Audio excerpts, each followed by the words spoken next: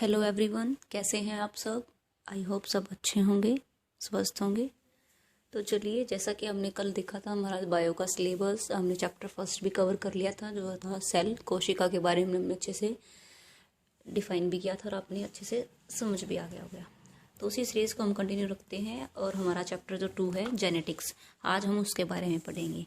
ठीक है, सबसे पहले हम जो मैंने आपको बताया था, ये आपका बायो का सिलेबस है, तो सिलेबस में चैप्टर वाइज करते हुए हम चैप्टर्स को कंप्लीट करेंगे और देन फिर हम एक एमसीक्यू का भी बैच रखेंगे। ठीक है, जिसके अंदर आपको चैप्टर वाइज एमसीक्यू मिलेंगे, पीवाईक्यू मिलेंगे, जो इंपॉर्टेंट क्वेश्चंस होते हैं चैप्टर वाइज, जितने भी एक चैप्टर के एमसीक्यू बनते हैं उन चैप्टर्स को हम कंप्लीट करेंगे एमसीक्यू के थ्रू भी। ठीक है, तो सबसे पहले हम थ्योरी कवर करेंगे, फिर हम एमसीक्यू पढ़ेंगे। तो चलिए, आज हम हमारा चैप्टर जो 2 है जेनेटिक्स, उसके बारे में पढ़ेंगे। चलिए देखते हैं जेनेटिक्स। जेनेटिक्स होता क्या है? जेनेटिक्स मीन्स अपने जो वंशानुगत अपने वंश के अनुसार अपने गुणों को आगे तक लेके जाना, हेरिडिटी को आगे तक लेके जाना।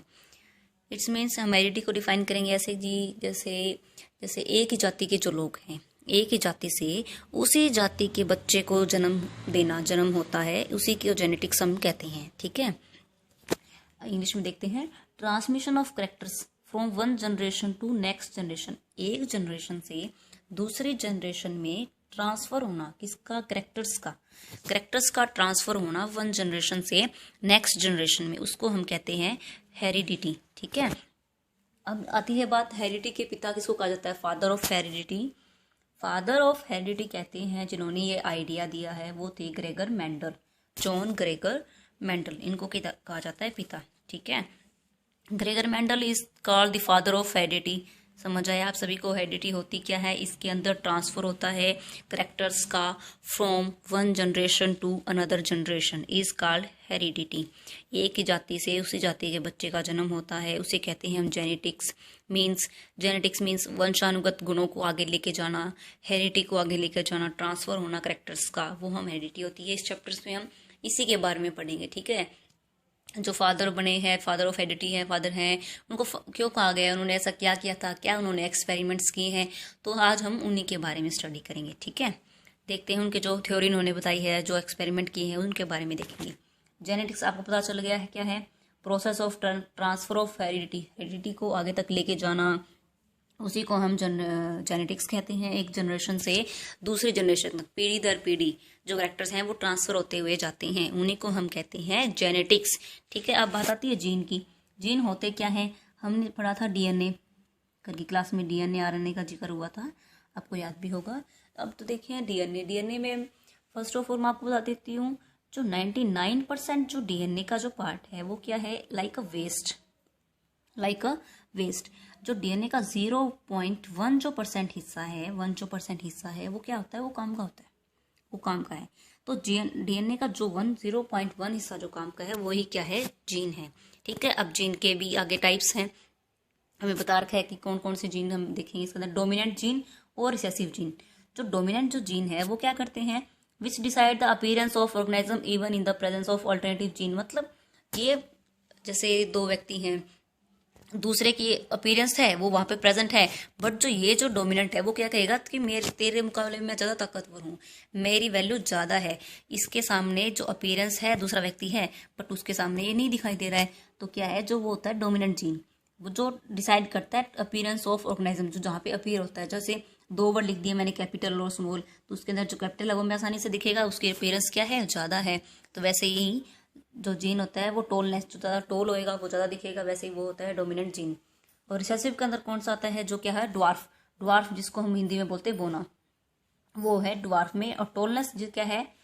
लंबा, वो है टोलनेस। और रिसेसिव जीन के अंदर आते हैं ड्वार्फनेस वाले। ड्वार्फनेस देखिए आपको इंग्लिश में स्टेट दी हुई है, जो gene which can decide the appearance of an organism only in, जो उसकी अपीयरेंस को डिफाइन करते हैं। जीन फॉर ड्वार्फनेस, जो ड्वार्फनेस को डिफाइन करें। रिसेसिव के अंदर आते हैं। डोमिनेंट्स में क्या है? लंबे आएंगे, लंबे टोलनेस वाले ड्वार्फ, जिसको हम बोना बोलते हैं। ठीक है, अब जीनोटाइप और फिनोटाइप। सबसे पहले मैं आपको यहाँ पे देती हूँ एक एग्जांपल। ठीक है, जो ग्रेगर मेंडल थे उन्होंने मटर के पौधे पर क्या किया था? एक्सपेरिमेंट किया था। मटर मतलब जो गार्डन पी है, उन्होंने इस पौधे को लेकर उसके ऊपर एक्सपेरिमेंट किया था। इस पौधे को उन्होंने अवेलेबल था, इजीली अवेलेबल था, उसके ऊपर उनको आसानी हुई करने में, देखने में, पता लगाने में, हेरिडिटी और जेनेटिक्स के कॉन्सेप्ट के बारे में, तो उन्होंने इसको चूज़ किया। तो यहाँ से हमें पता लगता है इस कॉन्सेप्ट का कि, ठीक है ना, एग्जाम्पल डोमिनेंट और रिसेसिव आपको अच्छे से समझ आएगा। डोमिनेंट्स में हमने ले लिया कैपिटल टी, ये क्या है, टॉलनेस वाले, और जो रिसेसिव है इसके अंदर आए हैं ड्वार्फनेस वाले, जो बोना पौधा है। T4 ये क्या है, लंबा पौधा है, ये है ड्वार्फ, जिसको हम बोना पौधा कहते हैं। अब इन दोनों का करवाया गया क्रॉस, क्या किया हमने यहाँ पे, इन दोनों का क्रॉस किया, तो एक यहाँ से आएगा कैपिटल टी, एक यहाँ से आएगा स्मॉल टी। ये दोनों क्या है, एक डोमिनेंट से आया है और एक रिसेसिव से आया है। ठीक है, अब मैं आपको एक टेबल से और अच्छे से एक्सप्लेन करती हूँ। लेट्स सी, ये टॉल, ये ड्वार्फ, तो इनसे क्या है, इनका आप करवा रहे हैं हम क्रॉस, कैपिटल टी और स्मॉल टी से। तो यहाँ पे 4 पॉसिबिलिटीज हैं, तो 4 जो नई पीढ़ी में 4 जो संभावनाएं हैं, जो 4 पॉसिबिलिटीज यहाँ पे हो सकती हैं, वो कौन कौन सी होंगी। और इन दोनों का क्रॉस करवाएंगे तो दोनों कैपिटल, एक स्मॉल टी है और एक कैपिटल टी, इनका करवाएंगे तो एक स्मॉल टी आएगा और एक कैपिटल टी आएगा। सेम जो अब नीचे वाले का करवाएंगे इसके साथ में, तो स्मॉल टी कैपिटल टी। अब ये यहाँ पे भी स्मॉल बचा, यहाँ पे भी स्मॉल बचा, दोनों क्या आ जाएंगे, ये स्मॉल टी। अब ये 4 पॉसिबिलिटीज बची हैं इसके अंदर, जो हमने यहाँ पे क्रॉस करवाने पे जो हमको मिली है, वो 4 पॉसिबिलिटीज, 4 संभावनाएं जो नई जनरेशन के अंदर आ सकती हैं। तो यहीं से एक फिनोटाइप और जीनोटाइप का कॉन्सेप्ट आता है। ठीक है, अब जो हमने टेबल बनाई थी, अब एक दोबारा देखिए इसको, एक पॉसिबिलिटी ये थी, सेकंड, ये थर्ड और ये फोर्थ, ये 4 पॉसिबिलिटी थी। अब 4 पॉसिबिलिटी के अंदर हम जीनोटाइप और फिनोटाइप का कंसेप्ट देखेंगे। जो जीनोटाइप है वो होती है जीन्स की संरचना को देखते हैं, डिस्क्रिप्शन ऑफ जीन्स, जो डिस्क्रिप्शन ऑफ जीन्स के बारे में पता लगाते हैं, मतलब जो जीन की जो संरचना है, उनका स्ट्रक्चर कैसा होगा, वो हम पढ़ते हैं जीनोटाइप के अंदर। तो लेट्स सी, अब देखिए अब इनकी संरचना कैसी है, ओनली वन दिस, ये एक ही ऐसा है जो क्या है, कैपिटल है, तो जो लंबा पौधा जो बन रहा है, ठीक है, वो है एक ही, तो एक रेशो आ गया। अब जो ये सेकंड और थर्ड जो पॉसिबिलिटीज हैं, वो क्या है, एक जैसी हैं, इनका स्ट्रक्चर एक जैसा है, तो 1:2। और जो लास्ट वन बच गया है वो क्या है, स्मॉल है, बोना जो पौधा है, तो ये अकेला बच गया, तो इसका रेशो बन जाता है 1:2:1। ये है आपका जीनोटाइप का रेशो। जो जीन्स की संरचना देखने में, स्ट्रक्चर हम पढ़ते हैं, उनकी संरचना को देखते हैं, तो उस हिसाब से जो इनका रेशो बनता है वो बनता है 1:2:1। ठीक है, फिर हम पढ़ेंगे फिनोटाइप के बारे में। फिनोटाइप में क्या लेंगे हम, फिनोटाइप के अंदर फिजिकली देखने में एक जैसे लेंगे। फिनोटाइप में क्या आता है, जो फिजिकली देखने में एक जैसे होते हैं। देखिए इसमें भी कैपिटल टी है, सेकंड में भी कैपिटल टी है, और थर्ड में भी क्या है, कैपिटल टी है। तो 3 बन गए, 3 पॉसिबिलिटी एक जैसी होगी और एक अकेला एक जैसा बचा है, तो 3:1। तो 3:1 है, वो आता है फिनोटाइप में, 1:2:1 आता है जीनोटाइप में। आई होप आपको फिनोटाइप और जीनोटाइप अब अच्छे से मैंने एक्सप्लेन कर दिया है, आपको अच्छे से समझ में आ गया होगा। तो जेनेटिक्स का जो कॉन्सेप्ट था वो किसने दिया, उसके फादर ऑफ हेरिडिटी कौन होते हैं, हेरिडिटी है क्या, कैसे उन्होंने एक्सपेरिमेंट किया, मैंने आपको अच्छे से एग्जांपल देकर समझा दिया। जीनोटाइप बता दिया, फिनोटाइप बता दिया, और जीन क्या होते हैं हमने वो भी पढ़ लिया। ठीक है, नेक्स्ट फैक्ट दिया हुआ, जैसे मैंने आपको पहले बता दिया कि जो मेंडल थे उन्होंने एक्सप्लेन किया था law of heredity with the help of experiment. उन्होंने एक्सपेरिमेंट किया था किसके ऊपर, विद द पी प्लांट। जो पी प्लांट मैंने आपको बताया, जो गार्डन पी जो क्वालिटी थी जो किस समय उन्होंने ली थी, वो कौन सी थी, गार्डन पी की ली थी। ठीक है, उसकी हेल्प से उसके ऊपर एक्सपेरिमेंट करके उन्होंने उसको बताया है। ठीक है, नेक्स्ट है मोनोहाइब्रिड क्रॉस। अब उन्होंने करवाया था क्रॉस, जैसा मैंने आपको एग्जांपल देकर बताया था वही सेम है, मोनोहाइब्रिड क्रॉस। अब हम इसका एग्जांपल जहाँ पे डायग्राम आपको शो हो रहा है, आप उसकी हेल्प से देखिए इसको। ये जनरेशन दे रखी है, ये पी जनरेशन है, ये F1 जनरेशन है, F2 जनरेशन। तो यहाँ 2 पी है, अब ये एक जैसा हो सकता है, उसका में क्रॉस करें तो ये भी हो सकता है। पॉसिबिलिटीज जो बननी है वो सारी यहाँ पे बता रखी है, यहाँ पे एक बार देख लेना। अब एक्सपेरिमेंट को हम रीड करते हैं और स्टार्ट करते हैं। एक्सपेरिमेंट क्या था, pure breed toll P plant. मैं जो बताया आपको लंबा पौधा, जो टोल है, जो कैपिटल टी हमने लिए थे ना, वो लंबे पौधे के लिए लिए थे, जो स्मॉल जो टी थी वो बोने पौधे के लिए थी। तो pure bread toll P plant, उसके साथ किसके साथ क्रॉस करवाया था हमने, क्रॉस है ये pure bread dwarf plant. Dwarf में आया था बोना पौधा, जो टोल पी प्लांट है वो क्या है, लंबा पौधा। इन दोनों का आपस में हमने क्या करवाया है, क्रॉस करवाया है। ये जो दिखा रखे हैं कैपिटल टी और स्मॉल टी, इन दोनों का आपस में क्या करवाया हमने, क्रॉस करवाया। क्रॉस करवाने के बाद जो टेबल बनी थी आपको मैंने बता दी थी, वो टेबल कैसे बनी है, कैसे उनका क्रॉस हुआ है। ठीक है, अब बता रखा है इनका रिजल्ट जो मैंने आपको पहले ही एक्सप्लेन कर दिया था। क्या जो पहली जो जनरेशन थी, जो फर्स्ट जनरेशन बनी थी, उसके अंदर क्या थे, सारे टॉल प्लांट्स थे और ऑब्टेन हैविंग जीनोटाइप। जो जीनोटाइप बताया था क्या बना था उसके अंदर, 1:2:1 के अंदर बने थे। सेकंड जनरेशन के अंदर कैसे बनेंगे, टॉल भी बनेंगे, ड्वार्फ भी बनेंगे, और रेशो रहेगा 3:1 का। इसके अंदर 3 जीनोटाइप्स रहेंगे। जैसे जो पॉसिबिलिटीज थी चारों, कैपिटल 2T हो सकते हैं, एक कैपिटल T स्मॉल t, फिर से कैपिटल T स्मॉल t, फिर दोनों स्मॉल t, ये 4 जो पॉसिबिलिटी थी वो बनी थी। और जो ये था फिनोटाइप, इसके अंदर 3:1 का बना था। और जो फिनोटाइप का रेशो रहता है वो रहता है 1:2:1 का। देखिए आप एक बार इसको अच्छे से देखिए। जो फिनोटाइप है उसको हम कहते हैं मोनोहाइब्रिड रेशो। जो फिनोटाइप का जो रेशो होता है वो कैसा होता है, फिजिकली देखने में एक जैसा होते हैं, वो हम फिनोटाइप रेशो के अंदर बढ़ाते हैं। 3:1 रहता है फिनोटाइप का और कहते हैं उसको मोनोहाइब्रिड। Clear point. नेक्स्ट है जीनोटाइप। जीनोटाइप का रेशो कैसा बना था, 1:2:1 का जो रेशो बना था। ठीक है बच्चों, आई होप आपको समझ में आ गया। ये तो मोनो हाइब्रिड क्रॉस का। अब आता है डाई हाइब्रिड। डाई हाइब्रिड के अंदर हम क्या लेंगे, cross that involve contrasting characters of 2 traits. अब इसके अंदर 2 ट्रेड्स लेंगे, उसके हमने 1 ही लिया था, अब इसके अंदर 2 ट्रेड्स का हम एग्जाम्पल लेकर करेंगे। जो cross that involve contrasting characteristics for 2 traits. Experiment कैसे रहेगा, प्योर ब्रीड के जो पी प्लांट्स है वो लेंगे, राउंड येलो सीड्स के लेंगे, और एक लेंगे रिंकल ग्रीन सीड्स के। 2 टाइप के लेंगे। उस पहले वाले में तुमने कोई कलर वगैरह नहीं लिया था, डायरेक्ट आपको एग्जांपल दी के बताया था, वो मोनो हाइब्रिड रेशो था। अब हम डाई हाइब्रिड क्रॉस के बारे में पढ़े, जिसके अंदर क्या लेंगे हम, राउंड येलो RY जिसको लिखेंगे, और WG रिंकल्ड ग्रीन सीड्स। अब इन दोनों का करवाएंगे हम क्रॉस। तो राउंड येलो सीड्स का क्रॉस करवाएंगे रिंकल्ड ग्रीन सीड के साथ में। तो रिजल्ट क्या रहेगा, लेट्स सी। जो रिजल्ट जो रहने वाला है वो रहेगा, all seeds were round and yellow. जो जितने भी जो सीड बनेंगे वो, पहली बात तो हमने राउंड लिए हैं, दोनों में क्या है, एक राउंड था और एक रिंकल था। जो राउंड है उसमें जो सारे जो रिजल्ट आएगा वो क्या आएगा, जितने भी सीड्स जो बनेंगे वो राउंड होंगे और येलो होंगे। सेकंड जनरेशन के अंदर क्या बनेगा, 4 कॉम्बिनेशन वर प्रोड्यूस। 4 कॉम्बिनेशन बनेंगे। 4 कॉम्बिनेशन कौन से होंगे, देखिए चलिए। राउंड येलो बन सकता है, round green, wrinkle yellow, wrinkle green. ये 4 जो कंसेप्ट हैं, 4 जो कॉम्बिनेशन है, 4 जो नई पॉसिबिलिटीज बनने की, जो संभावनाएं बनने की जो है वो ये रहेंगी क्या, round yellow, round green, wrinkle yellow, wrinkle green रहेंगे। ठीक है, तो देखिए आप इस डायग्राम को अच्छे से देखिए एक बार, आपको अच्छे से समझ में आएगा। ये हमने ले लिया येलो, ये है ग्रीन वाला। राउंड येलो लिया था और रिंकल ग्रीन, इन दोनों का हमने क्या करवाया, क्रॉस। F1 जनरेशन के अंदर क्या बनेगा, गैमेट्स फ्रॉम हेट्रोजाइनस पेरेंट्स। तो Y यहां से और R यहां से ही बनेगा। ठीक है, अब ये टेबल बना देंगे हम। अब इन दोनों का क्रॉस करवाएंगे तो Y R, फिर ये यहां भी जाएगा, हर एक नंबर का हर एक के साथ इसके हम कॉन्ट्रा वो कराएंगे, क्रॉस करवाएंगे। तो F1 जनरेशन के ये बनेंगे 4, और F2 जनरेशन के क्या बनेंगे, फिनोटाइप कैसे कैसे बनेंगे।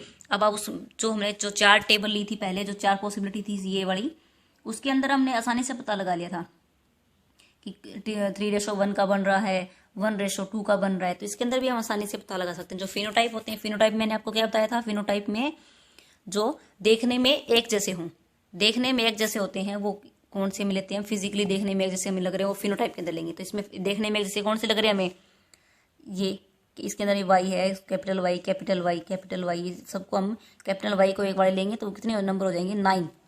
ठीक है, फिर उसके बाद में हम रेशो लेंगे, जो बच गए वो एक जैसे, वो उन सब का रेशो आ जाएगा 9, 3, 3, 1। ठीक है, आई होप आपको ये अच्छे से समझ में आ गया होगा। ये था आपका डाई हाइब्रिड। डाई हाइब्रिड देखिए एक बार, these were obtained the ratio 9:3:3:1 के अंदर आएंगे, which is known as dihybrid ratio. तो डाई हाइब्रिड रेशो ये है थोड़ा मुश्किल, आई नो, बट आप इसके 1-2 बार प्रैक्टिस करेंगे, खुद से टेबल बनाएंगे, इनकी क्रॉस करवाएंगे तो आपको अच्छे से ये समझ में आ जाएगा। ठीक है, आप एक बार अच्छे से इसको देखिए, डाई हाइब्रिड क्रॉस को। ठीक है, मोनो हाइब्रिड मैंने आपको करवा दिया है, डाई हाइब्रिड करवा दिया है। आप एक बार देखिए इसको अच्छे से। डाई हाइब्रिड क्रॉस में वही सेम आपको अच्छे से समझ आ गया होगा। इसके अंदर 2 ट्रेड्स देते हैं, 2 अलग अलग किस्म लेंगे, जिसके अंदर एक राउंड येलो सीड्स होएगा और एक रिंकल ग्रीन सीड होता है। इन दोनों का आपस में हम क्या करवाते हैं, क्रॉस हम करवाते हैं। ठीक है, इसमें बनती है एक F1 जनरेशन बनती है, एक F2 जनरेशन बनती है। F1 और F2 जनरेशन बनेगी। तो इसके अंदर जैसे मोनो हाइब्रिड देखिए, स्मॉल t और कैपिटल T आपस में करवाएंगे तो जो 4 जो पॉसिबिलिटीज बनी थी वो हमने देख ली थी, वो F1 जनरेशन की होती हैं। फिर उनके आपस में करवाते हैं जो 3 और 4th नंबर जो है हमारा, वहाँ से कैपिटल टी स्मॉल टी, उसी की सेम नंबर के साथ में कैपिटल टी स्मॉल टी, ये जब कराते हैं ये हमारी बनती है F2 जनरेशन। ये कौन सी है? F2 जनरेशन बनती है हमारी, ठीक है। ये F1 और F2 जनरेशन आपको अच्छे से पढ़नी है। आप एक बार इस टेबल की जो क्या है अच्छे से प्रैक्टिस कर लीजिएगा, ठीक है। ये प्रैक्टिस करने पे आपको आ जाएगा एक बार, ठीक है। फिर हमारा जो आगे हमें टॉपिक पढ़ना है वो है लॉ ऑफ सेग्रेगेशन, और लॉ ऑफ सेग्रेगेशन भी बोल सकते हैं इसको, या फिर प्योरिटी ऑफ गैमेट्स भी बोल सकते हैं। इसके अंदर क्या होता है? Characteristics of an individual are determined by internal factors which occurs only one of a pair such can be present in single gamete। ये सिंगल गैमेट के अंदर भी हो सकता है। जो करेक्टरिस्टिक्स है किसी भी इंडिविजुअल की वो हम डिटरमाइन कर सकते हैं, पता लगा सकते हैं उसके इंटरनल फैक्टर के through, bye it's internal factor which occur in pair. जो पेयर्स के अंदर मिलेंगे हमें गैमेट्स, जिसके बारे में हम पढ़ेंगे आगे बात करेंगे गैमेट्स के बारे में। Only one of a pair such factors can be present a single gamete. जो एक जो पेयर होता है वो भी उसको क्या है अच्छे से उसको डिफाइन करवा सकता है, ठीक है। लॉ ऑफ डोमिनेंस है, लॉ ऑफ इंडिपेंडेंस है, ये आगे का टॉपिक हम नेक्स्ट क्लास के अंदर कवर करेंगे। आज आप इतना ही समझिए। तो चलिए देखते हैं, एक बार रिव्यू लेते हैं हमने आज क्या क्या किया है। क्या किया है हमने? सबसे पहले जेनेटिक्स के बारे में स्टडी किया है, जेनेटिक्स होता क्या है, कैसे ये काम करता है, कैसे इसके अंदर टॉपिक्स आते हैं, वो हमने देखा। नेक्स्ट जो हमने टॉपिक किया है वो है हेरिडिटी। ये कंसेप्ट किसने दिया? फादर ऑफ हेरिडिटी कौन है? ग्रेगर मेंडल है, उन्होंने हमें इसके बारे में बताया है। जेनेटिक्स के बारे में हमने पढ़ लिया, ये होता क्या है? ट्रांसफर ऑफ कैरेक्टर्स, एक जनरेशन से दूसरी जनरेशन के अंदर ट्रांसफर होना कैरेक्टर्स का, वो जेनेटिक्स कहलाता है। जीन के बारे में हमने पढ़ लिया, जो जीन है वो क्या है? डीएनए का एक पार्ट है, डीएनए का एक पार्ट है जीन, ठीक है। उसके बारे में पढ़ लिया कि कौन सा ऐसा काम का है कौन सा नहीं है। डीएनए में आगे हमने डोमिनेंट जीन पढ़ा है और रिसेसिव। डोमिनेंट्स को हम बोलते सकते हैं लंबा पौधा हमने ले लिया। रिसेसिव में आते हैं बोना, जो बोना हिस्सा जो हम लेंगे, बोना पौधा, मटर का पौधा जो लिया था ग्रेगर मेंडल ने कंसेप्ट को समझाने के लिए, वो होता है एक डोमिनेंट और एक होएगा रिसेसिव, ठीक है। नेक्स्ट जीनोटाइप और फिनोटाइप हमने पढ़ा है। जीनोटाइप और फिनोटाइप क्या है? जीनोटाइप वो होते हैं जिनकी हम संरचना पढ़ते हैं, स्ट्रक्चर के बारे में पढ़ते हैं, वो क्या होता है इनका? Description of gene. नेक्स्ट है फिनोटाइप। फिनोटाइप में आते हैं जो फिजिकल देखने में एक जैसा होता है। आप बताइए इनका रेशो क्या था? फिनोटाइप का रेशो था 3:1 और जीनोटाइप का रेशो बताइए 1:2:1, जो हमने अभी स्टडी किया है, ठीक है। फिनोटाइप और जीनोटाइप दोनों हमने अच्छे से समझ में आ गए। जीन्स के बारे में भी हमने पढ़ लिया है। फैक्ट कौन से थे? वही सेम कि जो ग्रेगर मेंडल थे उन्होंने पी प्लांट्स का लिया था एग्जांपल, उससे हमने क्या किया? इसका एक्सपेरिमेंट करवाया। मटर के पौधे पर उन्होंने एक्सपेरिमेंट किया, इजिली अवेलेबल था उस टाइप जो किस्म उन्होंने प्रेजेंट थी, वो कौन सी थी? Garden pea. उन्होंने वो कंसेप्ट लेकर उसको एक्सपेरिमेंट करके हमें बताया। नेक्स्ट जो सबसे पहले जो उन्होंने क्रॉस करवाया था वो था मोनोहाइब्रिड का cross. Cross that involves contrasting characteristics for a single trait. एक ही जैसी किस्म के जो पौधे थे वो लेकर उन्होंने उसका मोनोहाइब्रिड क्रॉस करवाया। क्रॉस आपको याद ही होगा, कैपिटल टी लेते हैं डोमिनेंट के लिए, लंबे पौधे के लिए, और जो क्रॉस करवाया उसका रिसेसिव के साथ। रिसेसिव जो था वो कौन सा होता है? ड्वार्फ पी प्लांट और टॉल पी प्लांट आपस में क्रॉस करवाया था, ठीक है। ये था रिजल्ट हमने देख लिए। फिनोटाइप का रेशो में पता है 3:1 था और जीनोटाइप का रेशो था 1:2:1 था। डाई हाइब्रिड क्रॉस को हमने अच्छे से देख लिया है। तो आई होप आपको अच्छे से समझ में आ गया होगा। जो सीड्स थे वो कौन कौन से लेने हमें? राउंड येलो सीड्स और रिंकल्ड ग्रीन सीड, उनके बारे में स्टडी किया है। ये जो आप टेबल है आप एक बार अच्छे से इसको रफ नोटबुक में बना के देखिए, आपको अच्छे से समझ में आएगा ये रेशो आया कैसे है। आप हर जो सेम होंगे उनको एक बार रखेंगे, फिर अलग जो क्वालिटी के सेम है वो अलग रख दिए, जो ग्रीन है उनको अलग रख दिया, जो सबसे डिफरेंट है उसको अलग रख दिया। तो ये रेशो आपको समझ आ जाएगा अच्छे से। जो टेबल आप पहले मोनोहाइब्रिड क्रॉस की बनाओगे फिर डाई हाइब्रिड क्रॉस की बनाओगे तो आपको अच्छे से ये सब क्लियर हो जाएगा। अब धीरे धीरे चैप्टर्स को पढ़ते रहेंगे, कवर करते रहेंगे, और लास्ट में हम क्या करेंगे? जितने भी चैप्टर्स हमारे जो होते हैं फर्स्ट सेकंड थर्ड, जितने भी चैप्टर्स मैंने आपको सिलेबस में बताए थे 15 to 16 चैप्टर्स हैं अराउंड, उन सबको हम 1 by 1 करते हुए चलेंगे। शॉर्ट वीडियोस आपके लिए अच्छी बेनिफिट रहेंगी, क्योंकि आपको क्या है जहाँ ना ज़्यादा आपको डीप में जाना पड़ेगा, आपको शॉर्ट में ही क्या कोई टॉपिक्स भी क्लियर हो जाएंगे, आपको समझ भी आ जाएगा। उसके बाद में हम MCQ का सेशन रखेंगे जिसके अंदर चैप्टर वाइज हम MCQ आपको करवा सकें, ताकि आपको चैप्टर्स भी अच्छे से समझ में आ जाए। उसके बाद में हम MCQ से भी कर लेंगे।